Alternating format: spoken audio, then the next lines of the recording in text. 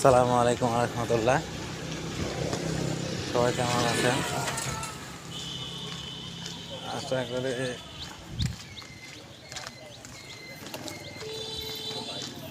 এখন যে দেশের পরিস্থিতি চলতেছে এটা কারণ ভালো নেই। এখন আর ফর্মালিটি মেনটেন করতে মন চায় না। সেটা হচ্ছে যে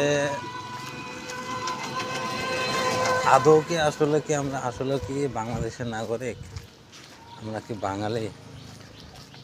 1971 সালে পাকিস্তানি বাহিনীর সাথে যুদ্ধ করে দেশে স্বাধীন করা হয়েছিল। আর এখন ইউরোপ না, আমেরিকা না, ইন্ডিয়া না, রাশিয়া না, মালদ্বীপ না, এখন নিজেরাই যুদ্ধ শুরু হয়ে গেছে।